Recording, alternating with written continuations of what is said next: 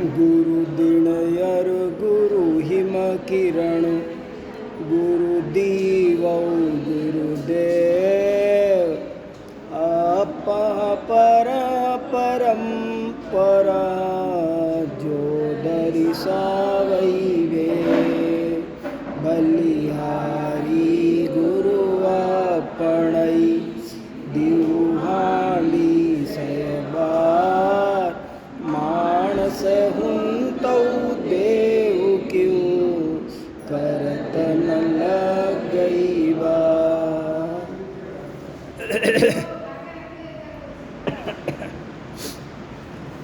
ये पाहुड़ दोहा नाम का ग्रंथ है जिसकी रचना आज से लगभग 1000 वर्ष पहले मुनि राम सिंह नाम के आचार्य ने की है। और इसमें फ़िलहाल हमारा जो प्रकरण चल रहा है उसमें 3-4 बात बहुत जोर देकर कही गई है। ये हमको अच्छे से गांठ बांधनी चाहिए। पहली बात, जब तक मन रुकेगा नहीं तब तक जीवन में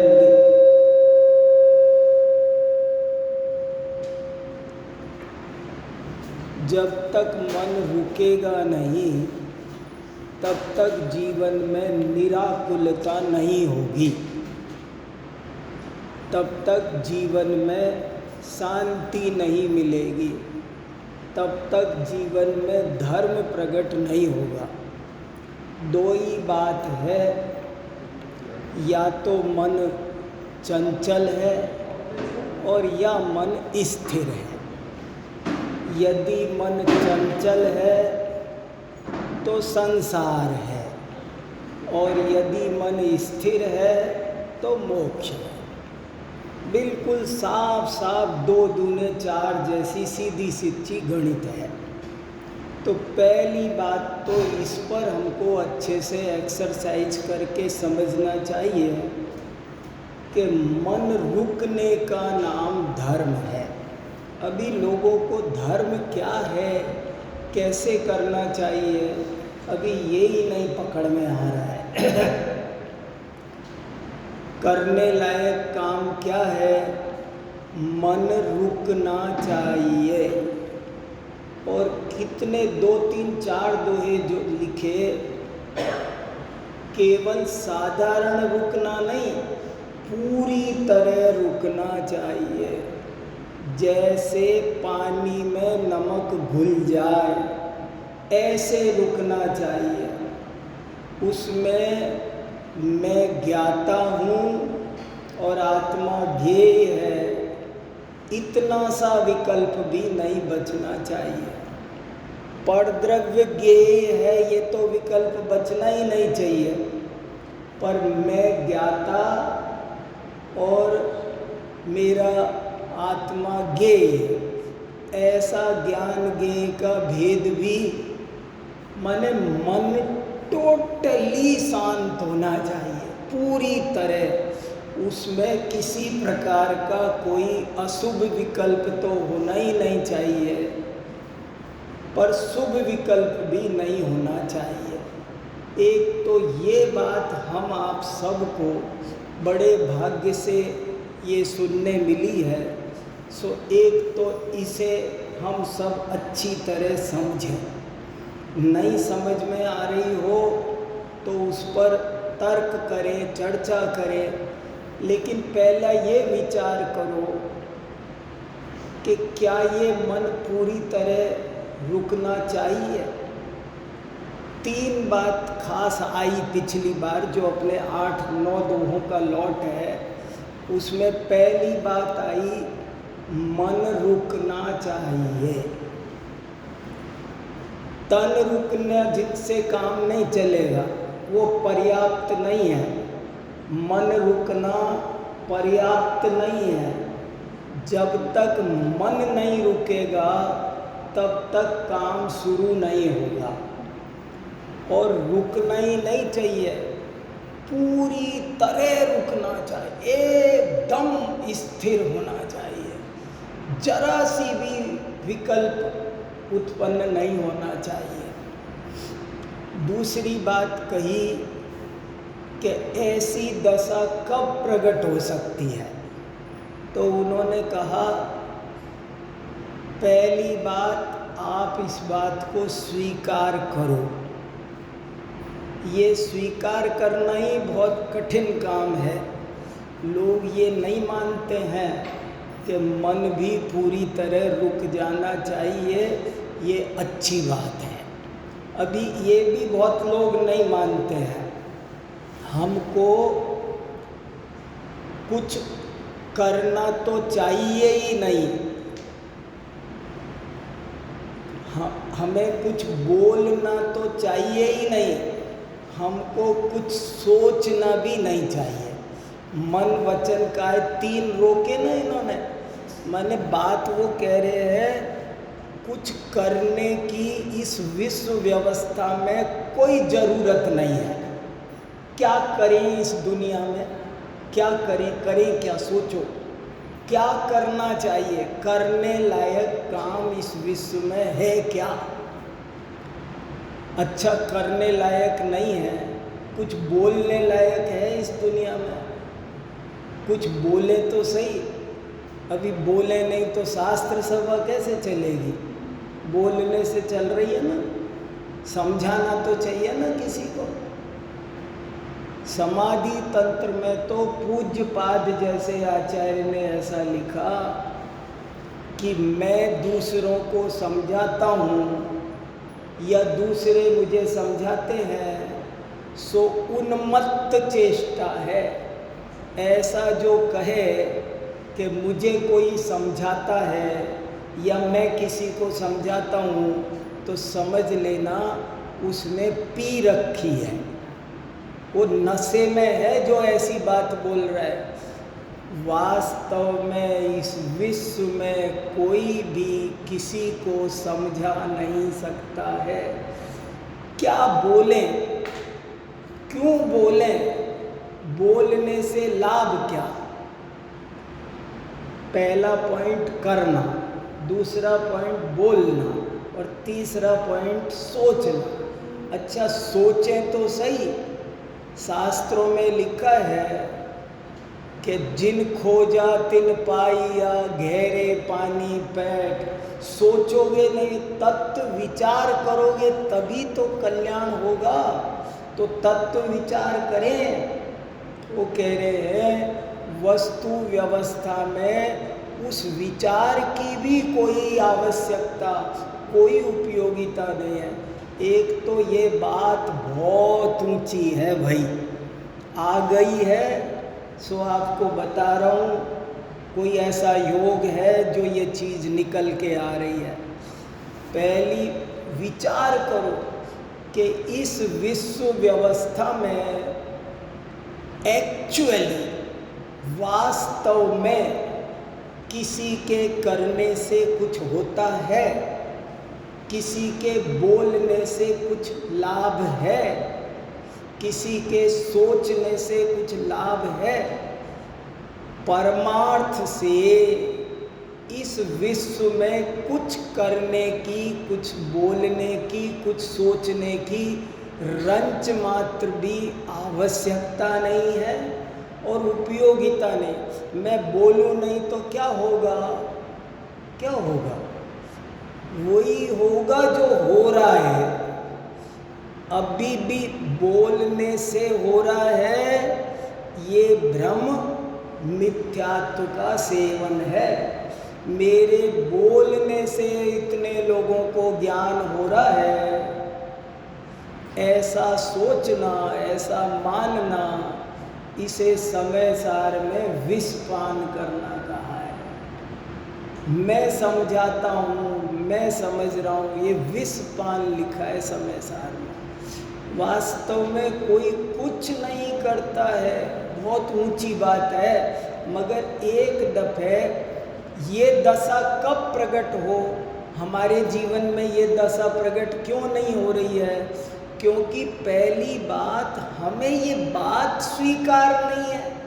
हम कैसे हमें लगता है अगर मैं कुछ करूं नहीं, मैं कुछ बोलूं नहीं, मैं कुछ सोचूं नहीं, तो ये तो बहुत गड़बड़ हो जाएगी। कैसे घर चलेगा, कैसे ऑफिस चलेगा? हमें हर आदमी है, और किसी किसी को तो जिसने जितना कर्तृत्व का अहंकार है वो उतना ही भारी है। वो ऐसे ऐसे शास्त्र में उदाहरण दिया ना, छिपकली दीवार के चिपकती हुई सोचती है कि मैं ना रहूं तो दीवार गिर। देखो, वस्तु स्थिति ऐसी है। शास्त्र में भी कुछ करने का उपदेश दिया है, ऐसा बोलो, ऐसा मत बोलो, ऐसा समझाया गया है, बताया है कि नहीं? शास्त्र में बहुत लंबा चौड़ा समझाया है, कैसा बोलो, कैसा मत बोलो, क्या करो, डूज और डू नॉट्स की लिस्ट रखी है, क्या बोलना नहीं बोलना, कैसा सोचना कैसा नहीं सोचना, इसकी लिस्ट बना के आचार्यों ने दी है।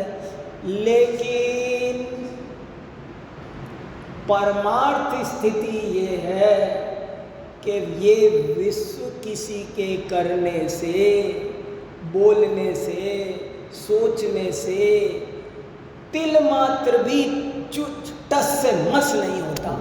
होता वही है जो होना होता है।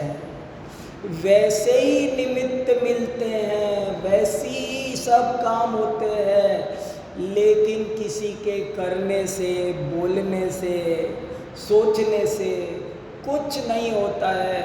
ऐसा जब हम समझेंगे और हमको उसी की महिमा आएगी। दूसरा पॉइंट इसमें जोड़ देकर ये कहा, मुझे उनकी महिमा नहीं आ रही जिन्होंने दुनिया में बड़े बड़े काम किए हैं, मुझे उनकी महिमा नहीं आ रही जिन्होंने दुनिया में खूब बढ़िया बढ़िया बोला है, जो उच्च कोटि के वक्ता हैं, जो उच्च कोटि के कार्यकर्ता हैं, जो उच्च कोटि के चिंतक हैं, मुझे उनकी महिमा नहीं आ रही। मुझे उनकी महिमा आ रही है जिन्होंने अपने मन को चिंतन से भी पार कर दिया, जिनका मन मर गया, जिनको पांचों इंद्रियों। ये बात हमको जब इसकी महिमा आएगी तब हम उधर ढलेंगे। बहुत सिंपल सा मार्ग है। कुछ करना, बोलना वो तो दूर, जो विकल्प है, देखो दो ही बात है, 36 का आंकड़ा है, या तो संसार या तो मोक्ष। तो किसी भी प्रकार का विकल्प यदि हमको अच्छा लग रहा है तो निर्विकल्प होने की गुंजाइश खत्म है। यदि हमें किसी भी प्रकार का विकल्प जरूरी लग रहा है तो निर्विकल्प होने की गुंजाइश क्यों होगी? क्यों होंगे हम निर्विकल्प? जब तक सर्व विकल्प दुख रूप लगेंगे तब हम निर्विकल्प बनेंगे। जब सर्व विकल्प, चिंतन का विकल्प भी, आत्मचिंतन का विकल्प, हूँ स्वतंत्र निश्चल निष्काम ज्ञाता दृष्टा आत्मराम, ये विकल्प भी जब बुरा लगेगा तब टूटेगा। जब ये विकल्प अच्छा लगेगा तो टूटेगा क्यों? जब इसमें टेस्ट आ रहा है तो ये टूटेगा नहीं। इसलिए विकल्प टूटना तब संभव है जब समस्त विकल्प वास्तव में आकुलता रूप भासित हो। साक्षात आकुलता है, किसी भी प्रकार का विकल्प साक्षात आकुलता है। मुझे एक बात बार बार कहने का विकल्प आ रहा है, कह चुका हूँ 2 4 5 बार, कि हर जैन धर्म में जितना भी उपदेश दिया है, जितनी भी क्रिया बताई है, उनके 2 पक्ष हैं, एक प्रवृत्ति पक्ष और एक निवृत्ति पक्ष।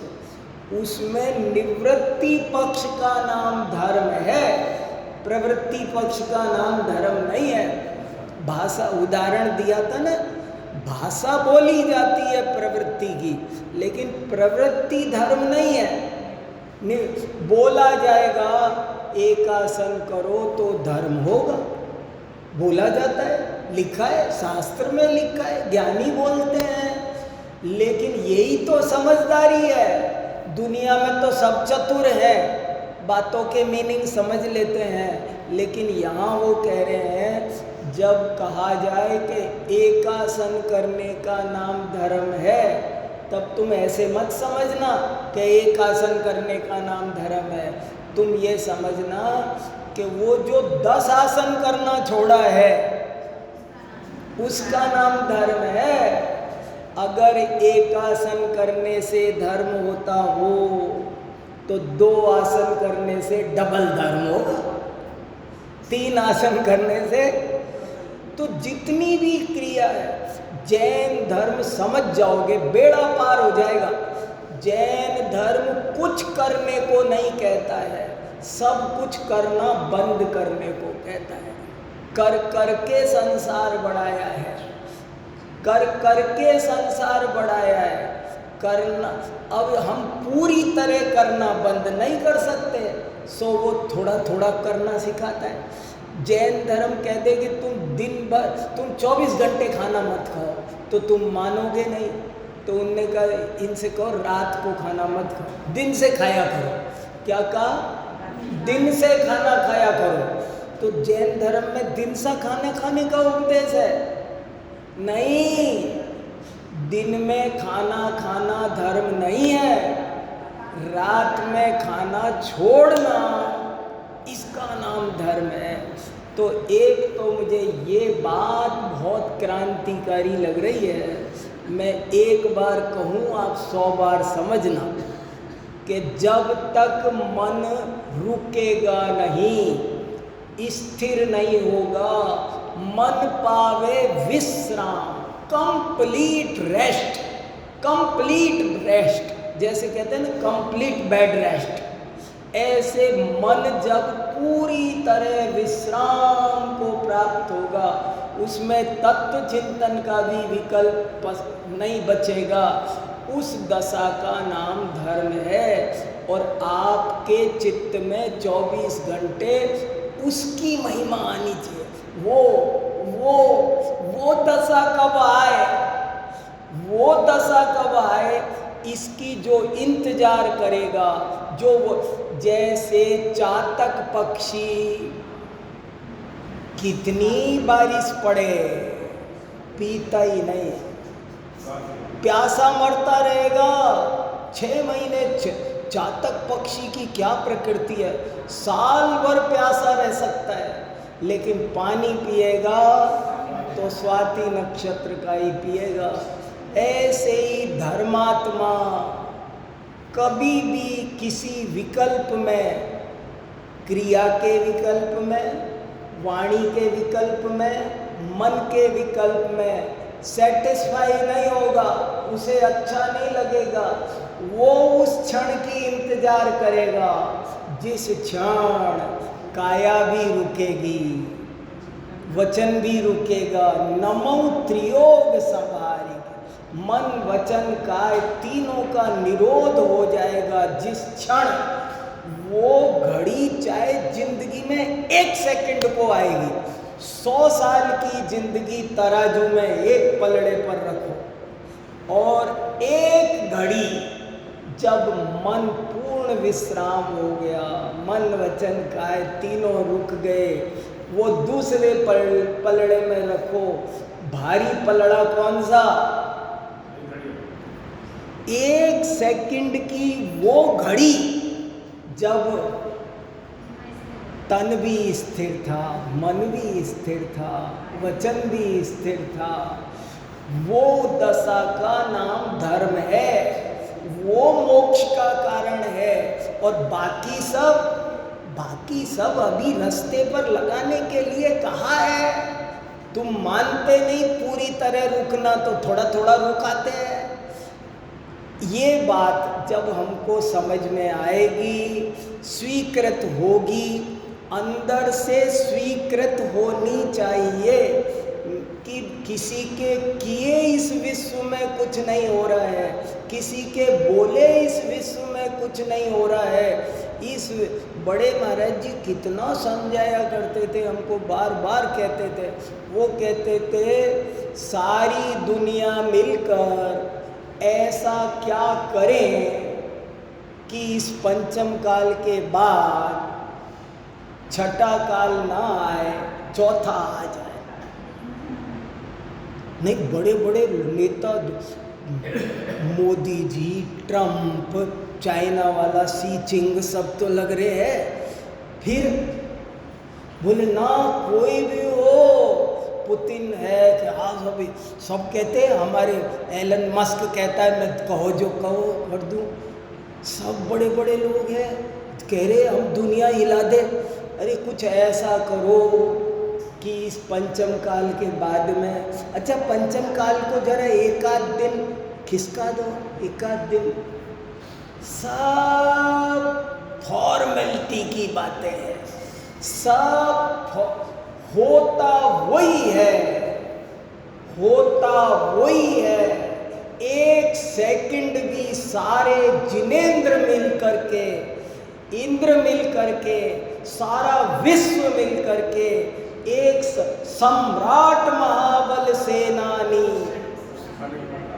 उस क्षण को टाल सकेगा क्या? कोई नहीं टाल सकता। ऐसी परमार्थ वस्तु स्थिति है। जब ये समझेंगे तो मन निर्विकल्प दशा की ओर चल देगा, तेजी से चल देगा। देखो, अगर मुझे ये लगता है मैं बेटे को नहीं संभालूं तो बहुत गड़बड़ हो जाएगा, तो फिर तू संभालता ही रहेगा जिंदगी भर। फिर तू फ्री कैसे होगा? तू कैसे फ्री होगा? तेरा उपयोग कैसे फ्री हो? जब तुझे लग रहा है कि मेरे किए मैं नहीं करूं तो दूध बन जाएगा, अब जब दूध बन रहा है तो तू कैसे? ये गजब की बात है। ये बात समझ में आ जाए और महिमा इसी की आए। साफ साफ लिखा, मैं उसकी शिष्या हूँ जिसने मन को पूर्ण विश्राम दे दिया। मैं उसके पैर पूजती हूँ, मैं उसकी शिष्य, मैं धन्य है वो, मैं उसके गीत गाती हूँ। और फिर 178 में गजब की बात करी, ये कहा धन्य होगा वो क्षण, जीवन में वो घड़ी धन्य होगी जब मेरे जीवन में वो दशा प्रकट होगी। और वो दशा प्रकट हो गई तो मैं कृतकृत्य हो जाऊंगी, समझ लूंगी मुझे 3 लोक का राज्य मिल गया। बताओ, जिस दिन ये दशा, मन स्थिर होना समझ गया ना, इसका मीनिंग समझ गया ना। पहले बहुत चर्चा की है। मन माने द्रव्य मन की बात नहीं है, भाव मन, उपयोग, अपना उपयोग अपने में लीन हो जाए। ये दशा जिस दिन आएगी, एक क्षण को भी आएगी, तो समझ लेना सैकड़ों जन्मों पर भारी है। 100 जन्म ले लो एक तरफ, और एक घड़ी ऐसी दशा आ जाए तो उसका नाम धर्म है। वो कह रहे उस दिन मैं कृतकृत्य हो जाऊंगी। और होता क्या है, ये दशा ही ऐसी तीव्र भावना से, ऐसी तीव्र रुचि से सने सने बढ़ती जाती है। पहले जिंदगी में कोई एक अपूर्व क्षण आता है जब ये 1 सेकंड को, 1 क्षण को होती है, फिर कभी 2 सेकंड हो जाती है, प्रैक्टिस करते करते 3 सेकंड, 4 से, अब टाइम बढ़ने लगता है। मन की स्थिरता का टाइम बढ़ने लगता है और एक दिन वो भी आ जाता है जब ये मन बिना किसी गैप के कंटिन्यूअस 48 मिनट तक टिक जाता है, और टिकते ही केवल ज्ञान हो जाता है, वीतरागता हो जाती है। धर्म तो भैया ये है। अब आप कोई भी बात करो, सब व्यवहार है, सब उपचार है, कितनी भी बात कर लो, सब कहने की है, सुनने की है, लेकिन रियलिटी तो ये है। चलो आगे पढ़ते हैं, बहुत शानदार विषय है। जइए कई पावी सिप्यू आकिय कोड़ी करीस, नमंगुली पय पय डणई।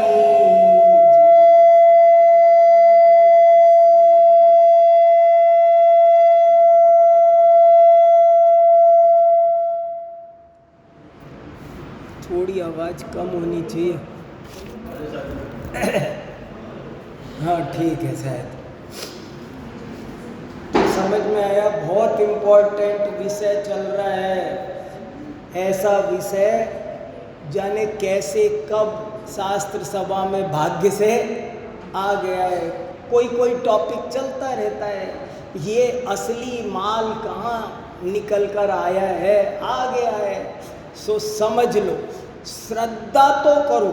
देखो, ये दशा जिंदगी में आज ना हो, कल ना हो, साल भर ना हो, 10 साल ना हो, लेकिन करने लायक काम यही है और वस्तु स्थिति यही है। ऐसी एक बार श्रद्धा तो करो,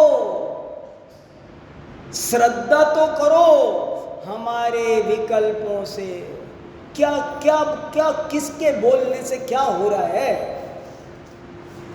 सही पूछो तो कुछ तेल निकलता नहीं है। किसी के करने का, बोलने का कोई अर्थ ले दे करके बचता नहीं है। सब कहा जाता है, शास्त्रों में कहा है, परंतु वो सब व्यवहार है।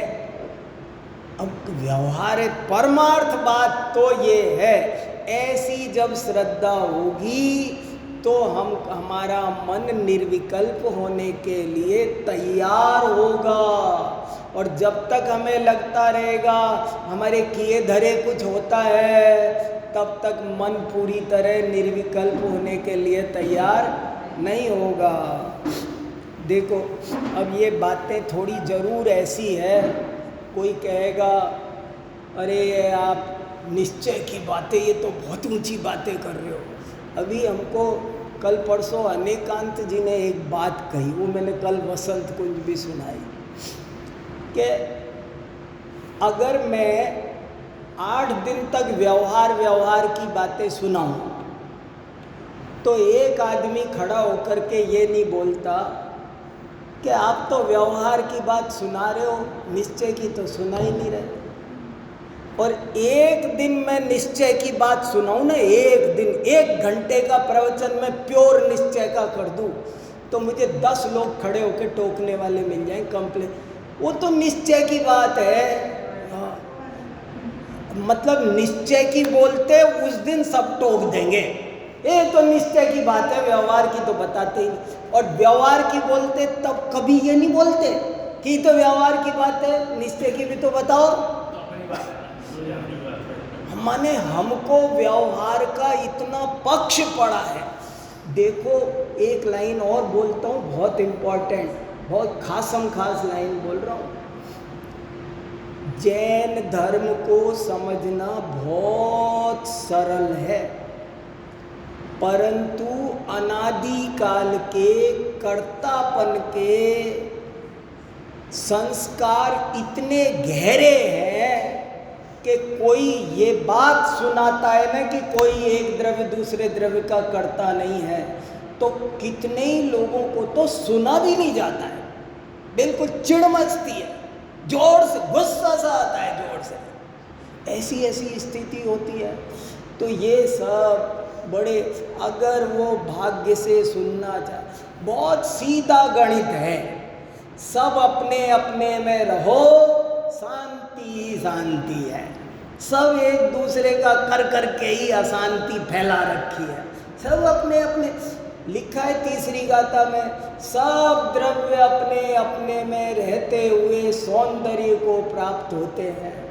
एक दूसरे में कुछ करने की कोशिश करना वो दखलंदाजी है।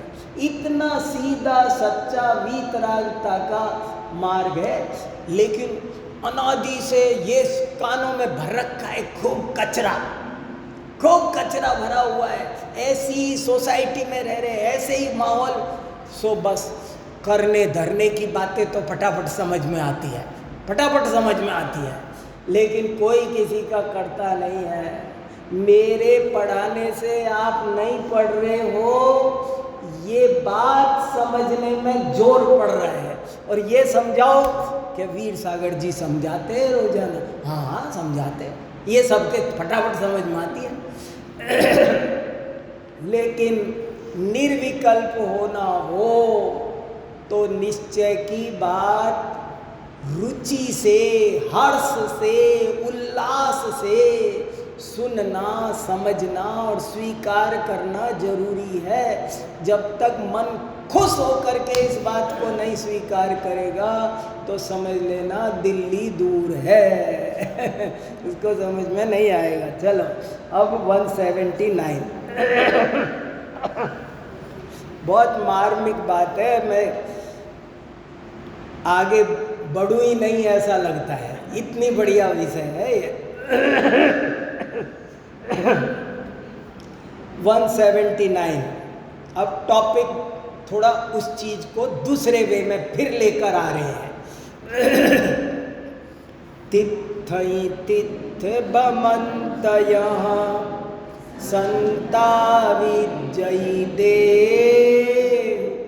आपे आपा जाई निवाण पौदे। क्या कह रहे हैं? इतना सरल मार्ग था, इतना छोटा काम था, मगर तुम तीर्थों तीर्थों पर तुमने बहुत बड़े बड़े काम किए। माने ये तो बिल्कुल इतना, वो कह रहे बड़ा सिंपल काम था। सुई खोई थी और जहाँ खोई वहाँ साफ साफ पड़ी थी, मगर पूरा आंगन छान मारा। ऐसे ही ये कह रहे हैं, इतना सा काम था कि मन को पूर्ण विश्राम देना था, कि मात्र ज्ञाता दृष्टा रहना था। इतना सा धर्म का काम था, मगर तुमने वो नहीं किया और तुमने धर्म के नाम पर बहुत लंबी लंबी कवायदें की। तुम तित्थई तित्थ भमन्तः, एक तीर्थ से दूसरे तीर्थ भागते रहे। तीर्थ तीर्थ भागते रहे, भमन्तः भ्रमण करते रहे, भटकते रहे। एक तीर्थ से दूसरे तीर्थ भागो भागो भागो, यहाँ जाओ वहाँ जाओ, भागते रहे। संता विजौ दे। देखो ये बोलने के लिए हिम्मत चाहिए। अभी कोई किसी को बोल सकता है, कोई कह सकता है, कोई सुन सकता है? नहीं। अभी मैं कहूँ आपसे कि मैं अभी तीर्थ यात्रा करके आया हूँ 4-5, तो आप मेरे से ऐसे कह सकते हो कि तुमने देह सताई? नहीं। कोई कहे अभी मान लो पदम जी भाई साहब मेरे से कहे अभी मैं यहाँ गया, तो मैं कहूँ तुमने तित्थई तित्थ भमंत। देखो जो सही बात होती है ना, वो कई बार कड़वी होती है। बड़े बड़े ज्ञानी हमको जिस रास्ते लगाना चाहते हैं ना, तो वो डांटते भी हैं। उनकी डांट में भी बड़ा भारी प्यार छुपा है। संता विजयी देह, तुमने देह को संतप्त किया। क्या किया तुमने क्या किया? वो कह रहे तुमने शरीर को सताया। लो क्या कह रहे? कोई कहेगा कोई मैनर्स है, ऐसे बोलना चाहिए, थोड़ा तो कहना चाहिए, थोड़ा अच्छा किया, हमारी अनुमोदना अनुमोदना अनुमोदना बारंबार लगे रहते। काहे की? विकल्पों की। छल ग्रहण मत करना, छल ग्रहण मत करना, गड़बड़ मत समझना। ये क्या समझाना चाह रहे हैं? काय की हम लगे रहते हैं, पता नहीं कैसे कैसे कैसे कितने काम हमने धर्म के नाम पर भी, इतने दीपक जलाओ, फलानी अर्चना करो, ढिकानी अर्चना, बड़े बाबा अरम नरम, कितने कितने खेल तमाशे, ये सीधा सच्चा मार्ग क्या क्या। वो कह रहे नहीं, बहुत सारा ये कर देगा, वो कर देगा, ये कर देगा, वो। एक तो जहर अनादि से चढ़ा है कर्तावाद का, ऊपर से और चढ़ाने में लगे पड़े हैं। ऐसे ही आंखों को कम दिख रहा है और उसमें और धूल झोंक रहे। भूदरदास जी ने लिखा है, अंध असूजन की अखियान में झोंकत है रज राम दुहाई, 24 घंटे कर्तावाद का भूत सवार है। और ऊपर से धर्म की क्रिया में, धर्म में, उपदेशकों ने, प्रवचन में, पूजा में, ये करो ये होगा, ये करो वो होगा, ये करोगे तो दुकान चलेगी, ये करोगे तो बच्चा होगा, वो करे।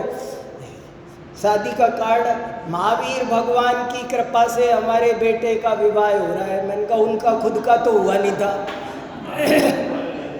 महावीर भगवान की कृपा से तुम्हारे बेटे का विवाह हो रहा है, और कुछ बच्चा महावीर भगवान पर क्रेडिट देने को, सब कुछ उन्हीं के मत्थे मत, तो दुकान भी उनके ही भरोसे चल रही है। हमारी गृहस्थी 84 लाख योनियों में भी उनके ही भरोसे भटक रहे हैं। देखो मेरी बात को आप छल ग्रहण मत करना, मैं भी थोड़ा सा जोर दे के बोल रहा हूँ, मैं भी थोड़ा बल दे रहा हूँ एक पक्ष पर। ये कर्तावाद इतना फैल गया है और इतना फैलता जा रहा है कि कोई हम जैसा एकाध जब तक जोर नहीं देगा ना, तब तक वो नशा उतरता नहीं है। कहते क्यों जैन मंदिर में, जैन क्रियाओं में, जैन पूजा पाठ में क्यों भरना, क्यों भरना ही ऐसी बातें?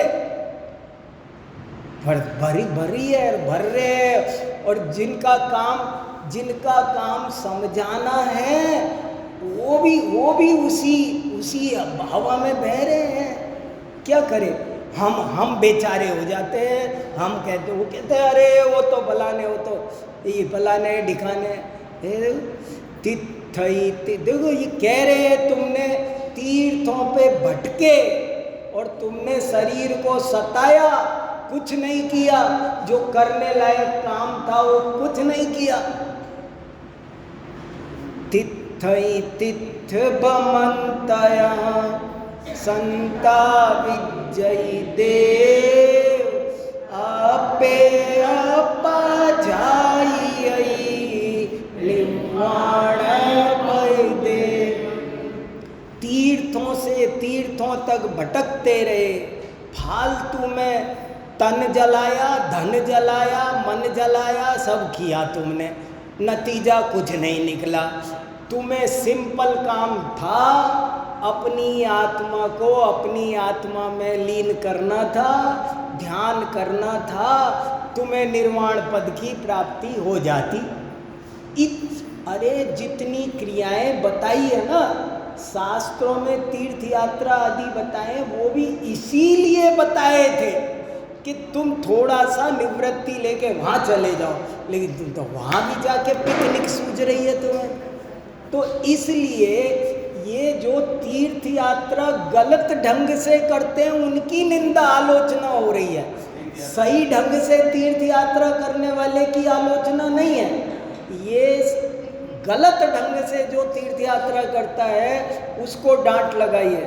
तिथ बमंतः संता विजयी दे, आपे अपा जाई जो पई जोयु जोइया, तीथई तीथ भमे, सो सिउ पई सिउ हिंडियऊ, लई बिन सकई तो। देखो सोचो, सोचना, जो सोचेगा उसे माल मिलेगा। देखो जो पई माने पद, जो मोक्ष पद, निर्वाण पद, जो यहाँ देखने के लिए, हे योगी, हे साधक, हे योगी, तू जिस पद को देखने के लिए, जिस सुख को खोजने के लिए, तित्थई तित्थ भवे, हे योगी, जिस सुख को पाने के लिए तू तीर्थ तीर्थ भटकता फिर रहा है, सो शिव पै, सो माने वह, शिव माने मोक्ष, पै माने पद, वह मोक्ष पद, वह शिव पद, शिव माने साथ में, हिंडियई माने घूमता रहा, हिंडना माने हांडना घूमना, वो शिव पद तुम्हारे साथ घूमता रहा, लईविण सकई तो, और तो माने तो भी तुम उसे प्राप्त नहीं कर सके, धिक्कार है, आश्चर्य है। तुम दुनिया भागते फिरे, मगर जो तुमको चाहिए था वो तुम्हारे पास रखा था, तुम्हारी जेब में, कांख में छोरा और गांव में अपने मुट्ठी में। ऐसे लिखा है समय सार गाथा 38 में कि मुट्ठी में सोना था, मुट्ठी में, और ढूंढते फिरे कहाँ कहाँ कहाँ कहाँ कहाँ। ये जो सुख तुमको चाहिए थी, जो शांति, जो शिव पद तुम्हें चाहिए था, जिसके लिए तुमने क्या नहीं किया, कहाँ नहीं गए, वो तुम्हारे बगल में रखा रहा।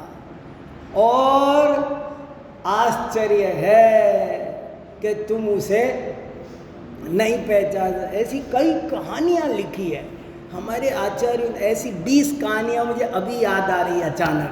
मैं बहुत सारी कहानियाँ इस बात को बताने में, एक सुना दे। एक सेठ जी थे, एक सेठ जी थे, उनके पास एक बहुत बेशकीमती हीरा था और सफ़र कर रहे थे ट्रेन में, तो किसी लुटेरे ने देख लिया और उसने उनका पीछा शुरू कर दिया।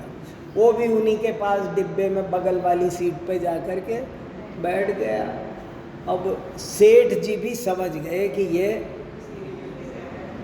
ऐसा आदमी है, इस चक्कर में मेरे पीछे लग गया है। अब क्या करूं, कैसे करूं, सफ़र करना है, घर पहुंचना है, क्या ये तो लग गया मेरे पीछे, तो लग ही गया, अब मैं क्या करूं।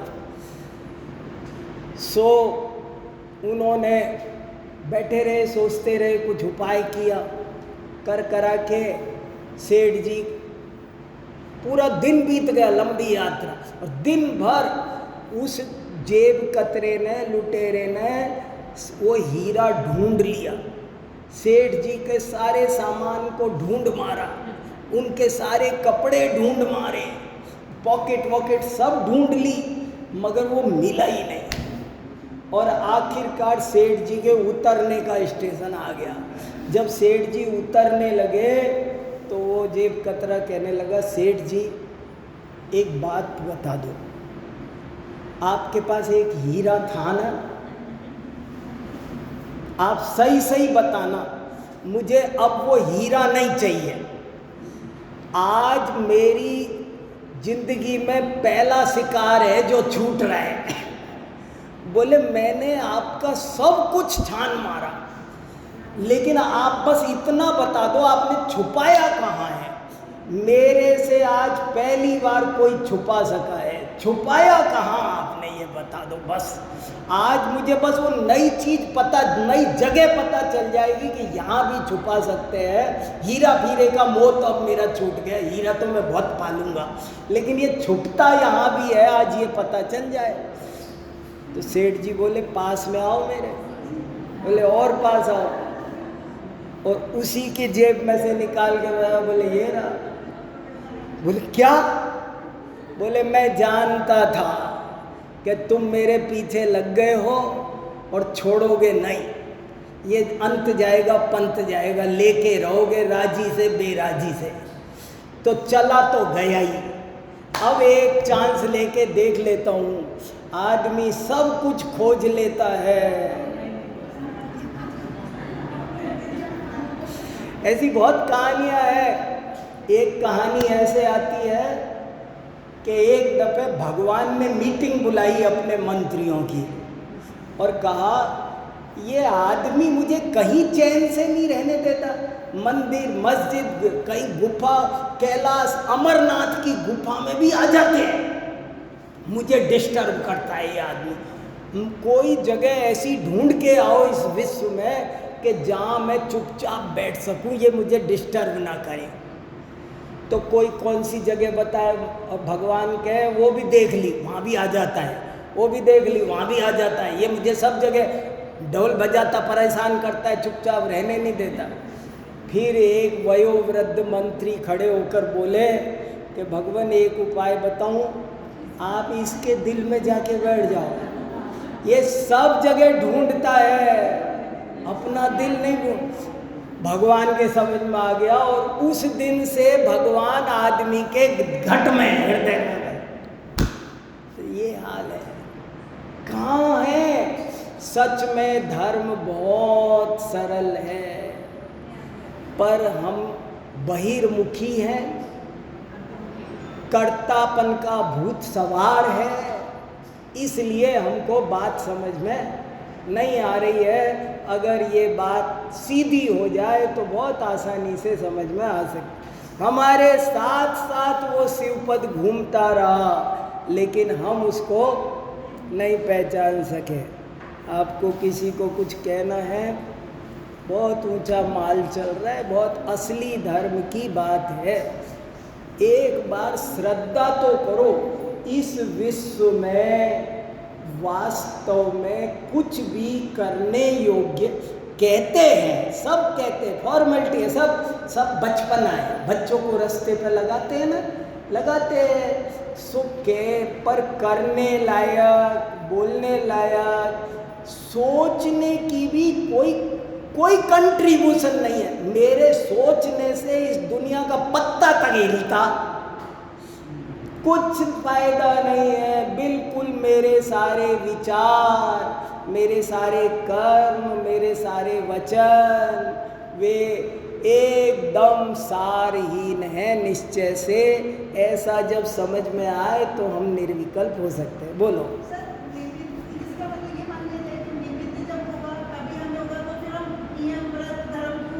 हाँ, जैसा होना होगा वैसे ही निमित्त भी उस काल में होता है।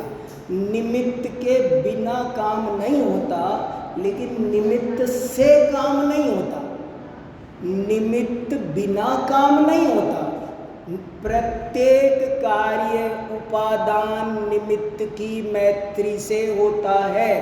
विश्व का एक भी कार्य ऐसा नहीं है जिसमें उपादान निमित्त दोनों की जोड़ी नहीं रहती हो, लेकिन अनहोनी नहीं हो सकती है। निमित्त तभी काम करता है।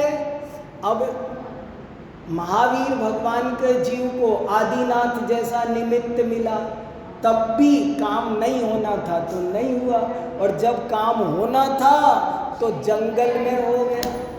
निमित्त हुआ करता है, लेकिन कार्य उपादान अपनी योग्यता से स्वयं करता है। निमित्त कभी भी किसी भी उपादान को जबरदस्ती परिणमन करा ही नहीं सकता है। ऐसा वस्तु का स्वरूप है।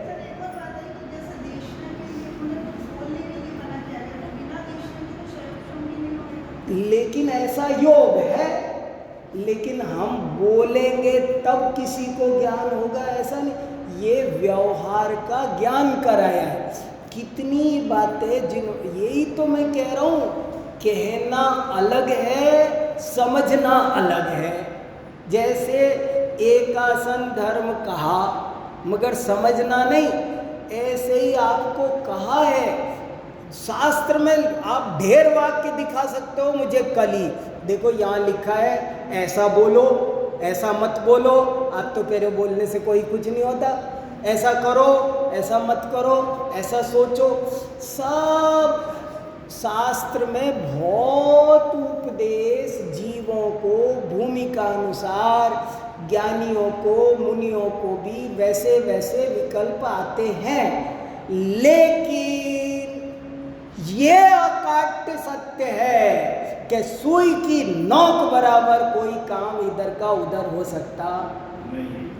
माने ये अकाट्य, वो निमित्त भी होगा, पांचों समवाय होंगे, पुरुषार्थ भी होगा, निमित्त भी होगा, लेकिन होगा वही जो होनार होगा, ऐसा वस्तु का। इसलिए आखिरकार रिजल्ट बचता है ये दशा, रिजल्ट यही दशा बनती है और कुछ बनता नहीं है। हमें भी भाव आते हैं, अरे दान जरा सा भी कुछ हो तो।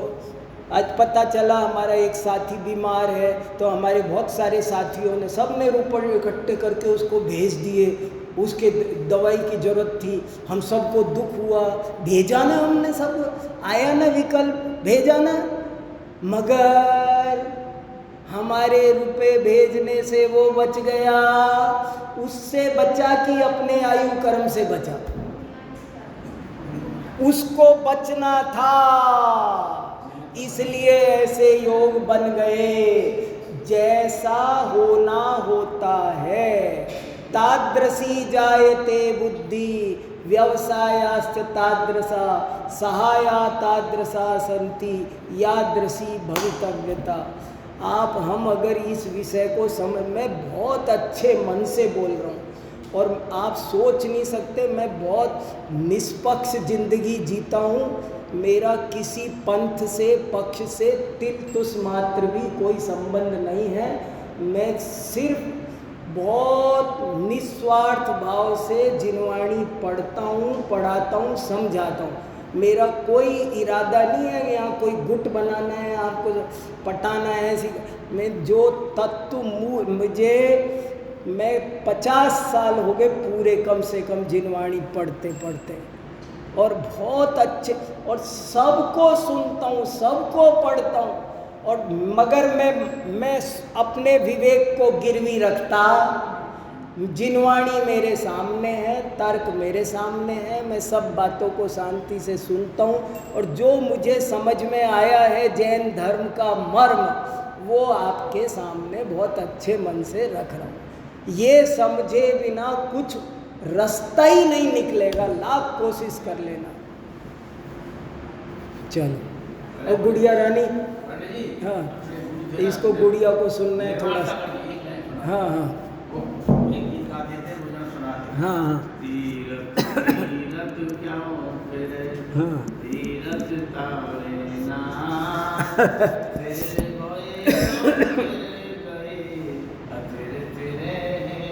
वाह, आओ गुड़िया रानी सुन।